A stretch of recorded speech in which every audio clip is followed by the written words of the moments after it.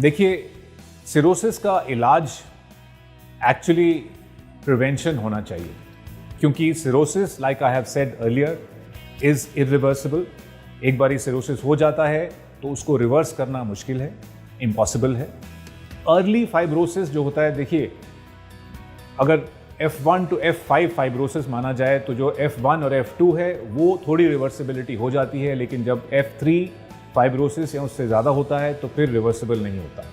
तो the treatment of cirrhosis in the early stages is to treat the cause, यानी कि अगर hepatitis C है या B है तो उनके लिए दवाइयाँ दी जाती हैं। अगर non alcoholic fatty liver disease है तो डायबिटीज़ को, वेट को, लिपिड्स को कंट्रोल किया जाता है, लाइफस्टाइल को इम्प्रूव किया जाता है। और अगर अल्कोहल लिवर डैमेज है तो फिर ऑफ कोर्स अल्कोहल कंप्लीटली बंद करनी पड़ती है।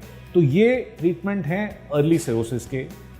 The other part of the treatment is treating the complications of early cirrhosis, which means कि जब फ्लूइड एक्यूमुलेशन होती है, ब्लीडिंग होती है, तो उसको रोका जाता है एंडोस्कोपी के मीन्स से, और कुछ मेडिसिन होती हैं ब्लीडिंग को रोकने की और पानी को निकालने की।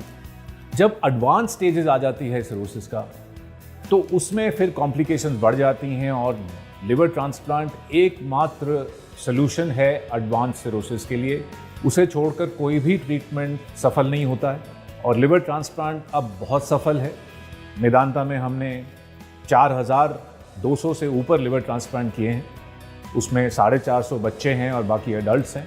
और आजकल लिवर ट्रांसप्लांट का सक्सेस रेट अडल्ट्स में 97% है और बच्चों में 98% है। तो liver transplant is a highly successful treatment of advanced cirrhosis.